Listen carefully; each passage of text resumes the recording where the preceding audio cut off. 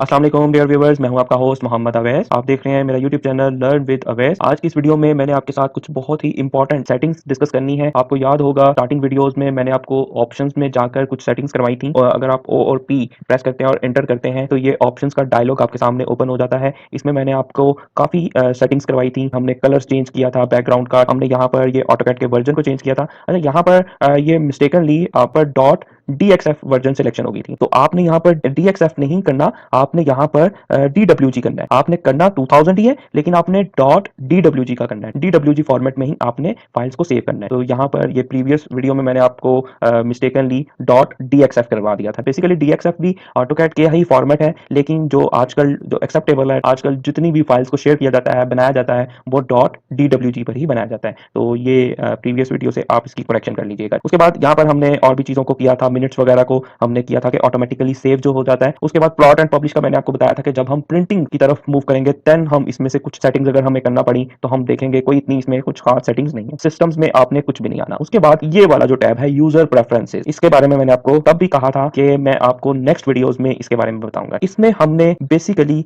ये जो दो चीजें हैं, इन दोनों चीजों को देखना है कि ये क्या है, डबल क्लिक एडिटिंग और शॉर्टकट मेन्यूज इन ड्राइंग एरिया। बेसिकली सेटिंग्स करवाने का मकसद नहीं है मेरा मेरा आपको समझाने का भी साथ साथ पर्पज है कि आपको पता हो भाई कि हम इसको, मैं आपको कह दूं कि इसको अनचेक कर लो, इसको चेक कर लो, तो बात खत्म। लेकिन आपको पर्पज भी पता होना चाहिए कि मैं इसको अनचेक क्यों करवा रहा हूं और इसको चेक क्यों करवा रहा हूं। तो सबसे पहले हम ये डबल क्लिक एडिटिंग देखते हैं। ये यहाँ पर चेक हुआ है, अगर आपके नहीं चेक हुआ तो आप इसको चेक लगा लें। डबल क्लिक एडिटिंग, अभी हम इसकी नीचे वाले की बात नहीं कर रहे, ऊपर वाला ऑप्शन जो है आपका, ये आपका टिक होना चाहिए। टिक कर दिया आपने, इसको अप्लाई कर दिया आपने, ओके कर दिया। अब हम देखते हैं कि ये डबल क्लिक एडिटिंग होती क्या है। बेसिकली देखें, यहाँ पे मैंने कुछ शेप्स बनाई, ये मैंने एक रेक्टेंगल बना दी, ये मैंने एक सर्कल बना दिया। अब अगर मैंने इस रेक्टेंगल को या इस सर्कल को एडिट करना है, कि जैसे हमने प्रीवियस वीडियो में मल्टी लाइंस को भी देखा था, तो मैंने आपको बताया था कि मल्टी लाइंस को एडिट करने के लिए हम इसके ऊपर डबल क्लिक कर रहे होते हैं। अगर आपकी ये वाली जो सेटिंग्स है, ये ऑप्शंस वाली जो सेटिंग्स है, ये वाली अनचेक होगी तो आप मल्टी लाइंस की डबल क्लिक एडिटिंग नहीं कर सकते। तो इसलिए आपको यहाँ पर ये जो है ये चेक होना चाहिए। इसको चेक करने के साथ आप यहाँ पर ये जो है रेक्टेंगल, सर्कल या कोई दूसरी चीजें हैं, आप इनकी भी डबल क्लिक एडिटिंग कर सकते हैं। यहाँ पर देखें, आपने सिंपल इसके ऊपर डबल क्लिक किया तो यहाँ पर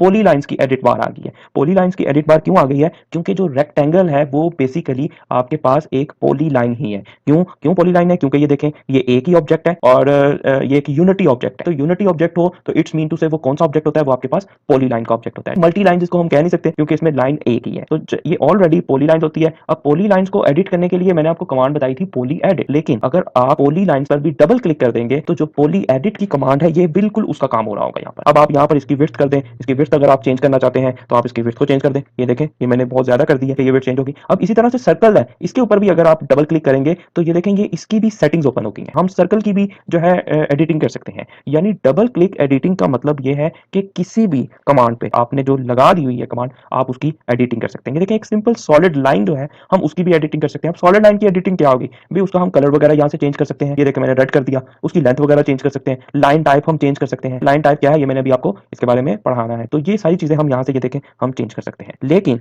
जिस किसी ने इन इसके ऊपर जो है अनचेक क्लिक किया हुआ है वो ये काम नहीं कर सकता।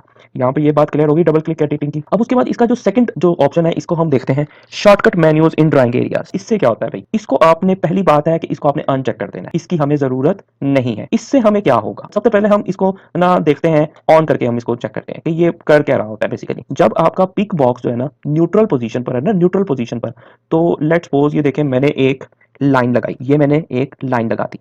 अब मैंने एस्केप का बटन प्रेस कर दिया। अब मैंने अपनी प्रीवियस कमांड को दोबारा से इनेबल करना हो तो मैं क्या करूंगा, मैं अगेन लाइन की कमांड को लिखूंगा और यहां से ऐसे करूंगा। एक तो ये वे हो गया, यहाँ पे ऐसे हो गया, ये इनको मैं यहाँ पर डेल कर रहा हूँ। लेकिन ऑटोकैड हमें एक और ऑप्शन भी देता है कि हम अपने माउस का, ऑटोकैड में मैनुअल माउस बहुत इंपॉर्टेंट है, बहुत आपके काम को बढ़ा देता है, आपकी स्पीड को बहुत ज्यादा इंक्रीज कर देता है। आप अपने माउस का राइट अगर बटन प्रेस करते हैं तो जो भी आपने प्रीवियस कमांड यूज की होगी ना वो यहाँ पर आ जाएगी। ये देखें, जैसे मैंने अभी अरेज की कमांड, यानी मैंने डिलीट किया ना बेसिकली, तो यहाँ पर अरेज है तो ये रिपीट अरेज, यहाँ पर क्लिक करूंगा तो अरेज। इसी तरह से ये देखें, जैसे मैं लाइन की कमांड है, ये मैं लाइन की कमांड यहाँ पे पकड़ी और यहाँ पर लगा दी। अब मैं राइट क्लिक करता हूँ, रिपीट लाइंस, वो मैं यहाँ पर देखो ये रिपीट लाइंस मैंने लगा दी, फिर मैं करूंगा रिपीट लाइंस। यानी वो प्रीवियस कमांड को बार-बार अगर आपने एक्टिव करना हो, तो हम इस तरह से उसको कर सकते हैं। बजाय कि मैं बार-बार एल लिखूँ, एंटर करूँ, उसमें टाइम ज़्यादा लगेगा। अच्छा, अब इसमें क्या मुझे करना पड़ रहा है, इसमें मुझे राइट क्लिक करना पड़ रहा है और यहाँ से फिर लेफ्ट क्लिक करके फिर रिपीट लाइन सेलेक्ट करना पड़ रहा है और फिर मेरी जो है यहाँ पर लाइन लग जाती है। अब ये ऑप्शंस में जाके अगर आप ये जो शॉर्टकट मेन्यूज इन ड्राइंग एरियाज है, इसको अगर आप अनचेक कर देते हैं और यहाँ से आप अप्लाई कर देते हैं और ओके कर देते हैं, अब आप यहाँ पर लाइन की एक बार आपने लाइन की यहाँ पर कमांड लगा दी। अब आप अपने माउस का अगर राइट क्लिक करते हैं तो जो प्रीवियस कमांड है वो ऑटोमेटिकली सिलेक्ट हो जाएगी। यानी वो जो पहले एक पूरा बॉक्स आ जाता था, फिर आप वहां से सिलेक्ट करो, वो वाला ऑप्शन नहीं आएगा। यहाँ पर देखो कि डायरेक्टली आपकी जो प्रीवियस कमांड है, अब मैं सिंपल राइट माउस का राइट बटन प्रेस कर रहा हूं और ये देखें मैं जितनी मर्जी यहाँ पर लाइन लगाता रहूं, मेरी इससे क्या होगी, स्पीड जो है वो ज्यादा हो जाएगी। अब देखें यहाँ पर दो काम होंगे। एक तो ये रिपीट लाइंस को मैंने पकड़ा यहाँ से, और मुझे अपने कर्सर को न्यूट्रल करने के लिए बार बार एस्केप का बटन भी प्रेस करना पड़ता है। लेकिन अगर आप इसको इनेबल कर देंगे, ये मैंने लाइन लगाई, यहां तक लगाई, अब मैं माउस का राइट बटन ही प्रेस कर दूंगा एक बार, तो एक बार प्रेस करने से आपका पिक बॉक्स न्यूट्रल पोजीशन में हो जाएगा और फिर से दूसरी बार जब आप राइट क्लिक करेंगे तो आपकी जो प्रीवियस कमांड है वो इनेबल हो जाएगी। तो इस तरह से जो एस्केप का बटन है वो भी आप बार बार आप प्रेस करते हैं, जब आप यूज करेंगे तो आपको पता चलेगा कि वो हमारे जो काम में काफी डिस्टर्बेंस हो रही होती है कि हमें एक हाथ उधर एस्केप के बटन पर रखना पड़ता है और एक इधर माउस पर होता है। तो हम सारा जो काम है हमारा, हम माउस की हेल्प से कर सकते हैं। हमने राइट क्लिक से ऑन की और राइट क्लिक से ही इसको न्यूट्रल पोजीशन में कर दिया। तो ये जो सारी चीजें पॉसिबल है, ये हमारी किसकी वजह से है, ये हमारे इस, अगर आप बॉक्स को अनचेक कर देंगे तो देन पॉसिबल है। तो आज से मैंने इसको अनचेक कर दिया है, अप्लाई कर दिया है। अब नेक्स्ट कमिंग वीडियोस में मैंने जब भी कोई भी प्रीवियस कमांड यूज करनी हुआ करेगी, मैं सिंपल अपने माउस का जो लेफ्ट बटन क्लिक करूंगा तो मेरी प्रीवियस कमांड आ जाएगी। देखिए मैंने प्रीवियस कमांड ऑप्शंस की लगाई थी, तो मैंने यहाँ पर ऑप्शन लिखा नहीं, मैंने अपने माउस से राइट क्लिक किया तो ऑप्शंस का डायलॉग ओपन हो गया। यूजर प्रेफरेंसेस में दो चीजों का पता चल गया। उसके बाद आ जाएंगे ड्राफ्टिंग में। ड्राफ्टिंग में क्या होता है, ड्राफ्टिंग में कोई ऐसा हम सेटिंग्स नहीं करते, लेकिन यहाँ पर आपको पता होना चाहिए कि जैसे कि हमने डायनामिक इनपुट हमने पढ़ा था, तो उसमें हमें पॉइंट्स जो होते थे वो सेंसिंग कर रहे होते थे। अब ये जो पॉइंट्स के साइजेस हैं उनको हम यहाँ से कम या ज्यादा कर सकते हैं। ये देखेंगे, ये आप इसको आप अपनी मर्जी के अकॉर्डिंग देख लें। जैसे कि यहाँ पर मैंने एक रेक्टेंगल लगाई, अब मैं एक लाइन लगाना चाहता हूँ, तो अब ये देखें, ये जो ग्रीन कलर का बॉक्स आ रहा है, इसके अगर आप साइज को चेंज करेंगे तो बेसिकली सॉरी ऑप्शंस में जाकर आप ये जो है ड्राफ्टिंग में जाकर ये वाले साइज को आप चेंज कर सकते हैं। तो आप इसको 50% कर लें, ये थोड़ा सा बड़ा रहेगा, आपको काम करने में आसानी होगी। उसके बाद अपर्चर साइज है, इसको कुछ भी करने की जरूरत नहीं है, ये ऑलरेडी 50 पर है, तो आप इतना ही रहने दें and apply and then okay. अब आप लाइन की कमांड पे करें और यहाँ पर देखें, ये अगर आप सेंस कर रहे हैं तो आपको एक बिग बॉक्स नजर आ रहा है। इसके अलावा जो बाकी है, ये मिड पॉइंट का भी इंक्रीज हो जाएगा, सेंटर पॉइंट है इसका भी, जितने भी यानी ये जो ऑब्जेक्ट स्नैप में जितने भी ये पॉइंट्स थे आपके, ये जो है ये सारे को सारा साइज इंक्रीज हो जाएगा। ये भी यहाँ पर क्लियर हो गया। उसके बाद हम अगेन ऑप्शंस में आते हैं। ऑप्शंस में उसके बाद इस टैब में और कोई भी चीज को आपको चेंज करने की नीड नहीं है। उसके बाद 3D मॉडलिंग में 3D को हम नहीं पढ़ रहे, इसलिए इसमें से कुछ भी नहीं। उसके बाद आ जाएंगे सिलेक्शन पे। अब यहाँ पर सिलेक्शन है, तो यहाँ पर भी एक आपको बड़ी जरूरी चीज बतानी है। एक तो ये है कि यहाँ से आप ग्रिप साइज इंक्रीज कर सकते हैं। पिक बॉक्स साइज को हमने इंक्रीज किया था। अब ग्रिप साइज क्या होते हैं, मैंने आपको बताया भी था कि कोई भी ऑब्जेक्ट हो तो इसको जब आप सिलेक्ट करते हैं, ये जो बॉक्सेस बनते हैं इनको ग्रिप साइज बोलते हैं। तो ये जो बॉक्सेस हैं इनके साइजेस को आप यहाँ पर सिलेक्शन में इंक्रीज कर सकते हैं। तो ये भी आप अपनी नीड के अकॉर्डिंग अगर आप करना चाहते हैं तो आप थोड़ा सा इसको लार्ज कर लें। मैंने इसको थोड़ा सा लार्ज कर लिया। जो आज हमने यहाँ पर इसमें जो एक इंपॉर्टेंट सेटिंग्स है ना, वो जो हमने देखनी है वो ये वाला ऑप्शन है। ठीक है, ये मोस्ट ऑफ द पर्संस के अगर ये चेक हुआ है तो इसको आप अनचेक कर दें। ठीक है, इसको अनचेक करने की रीजन क्या है, इसको अनचेक करने से पहले मैं आपको इसको चेक करके बताता हूं कि ये बेसिकली हो क्या रहा है। इसको मैंने चेक किया और अप्लाई किया और ओके कर दिया। अब मेरे पास यहाँ पर एक लाइन लगी हुई है, एक यहाँ पर मेरे पास सर्कल है, एक यहाँ पर मेरे पास और सर्कल है, एक मेरे पास यहाँ पर एक और सर्कल है और ये भी सर्कल है, यानी मल्टीपल ऑब्जेक्ट्स हैं। अब मैंने इनको सिलेक्ट करना है, ये मैंने सिलेक्ट कर दिया। अब मैं इसको सिलेक्ट करता हूं, मैंने इसको भी सिलेक्शन में लेना है, इसको भी लेना है, इसको भी लेना है, मैंने इनमें से 2-3 को सिलेक्शन में लेना है। लेकिन आप देखते हैं कि जैसे ही मैं इसको सिलेक्ट करता हूं तो जो पीछे वाली सिलेक्शन है वो खत्म हो जाती है, या मैं इसको सिलेक्ट करूं तो ये खत्म हो जाती है। लेकिन अगर मैं यहां पर शिफ्ट के बटन को प्रेस करके रखूं और अब मैं अगर सिलेक्शन करूं तो ये ऐड होती जाएंगी, यानी अब ये रिमूव नहीं हो रही। इस टाइम मैंने अपने कीबोर्ड से शिफ्ट के बटन को प्रेस किया हुआ है। लेकिन अगर मैं शिफ्ट के बटन को छोड़ दूं और मैं न्यू सिलेक्शन करूं तो पुरानी सारी की सारी सिलेक्शंस जो हैं वो अनसिलेक्ट हो जाएंगी। अब ये जो काम है ये बेसिकली ये उसी ऑप्शन की वजह से हो रहा है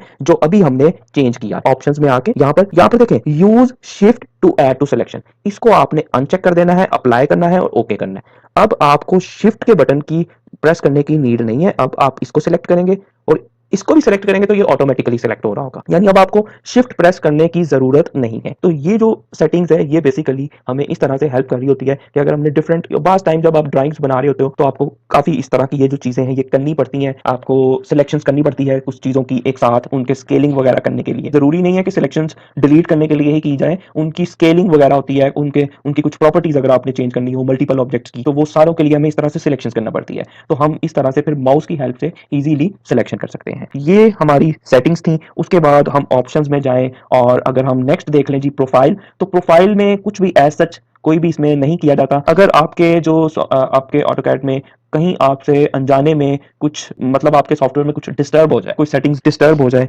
आपको समझ में ना आ रहा हो कि ये क्या हो गया मेरे सॉफ्टवेयर के साथ, तो आप ये प्रोफाइल में रीसेट के ऊपर अगर आप क्लिक कर देंगे तो आपका जो सॉफ्टवेयर है वो रीसेट हो जाएगा डिफॉल्ट सेटिंग्स में। ये आप पढ़ भी सकते हैं कि resets the values in the selected profile to the system's default settings. जो आपके डिफॉल्ट सेटिंग्स हैं उस पर चेंज हो जाएंगे। तो इस प्रोफाइल में बस हम इतना ही काम करते हैं। अब ये ऑप्शंस का आपको पूरे का पूरा डायलॉग जो जो इस पे जरूरी काम है मैंने आपको बता दिया हुआ है आज की इस वीडियो में। जो हमारे पॉइंट्स रहते थे वो हमने डिस्कस कर लिए हुए हैं। प्लॉट एंड पब्लिश है, इसमें जस्ट हमने प्रिंटिंग की जब बात करनी है तब हम इसको देखेंगे। अदरवाइज बाकी जितने भी ऑप्शंस थे इनमें जो जो यूज होता है, जो जो चेंज करना है वो मैंने आपको अच्छे से बता दिया हुआ है। वीडियो आज की यहाँ पर अभी खत्म नहीं हुई, अभी आपने रिलैक्स नहीं होना। आज की इस वीडियो में हमने एक और कमांड देखनी है, क्योंकि ना मैं चाह रहा हूँ कि हम जल्द से जल्द ये सॉफ्टवेयर को ना कवर अप कर लें। इसलिए थोड़ी सी वीडियोस जो है लेंथी बना रहा हूँ डिटेल में, और बहुत कॉन्सेप्ट के साथ बना रहा हूँ, इसीलिए जो थोड़ी सी वीडियोस है ना लेंथी हो जाती हैं। हमने आज की वीडियो में इन सेटिंग्स के अलावा एक हमने कमांड पढ़नी है। उस कमांड का बेसिकली इन सेटिंग्स के साथ लिंक है। मोस्ट ऑफ द पर्संस के ऐसा हो रहा होगा कि ये जो सेटिंग्स मैंने करवाई हैं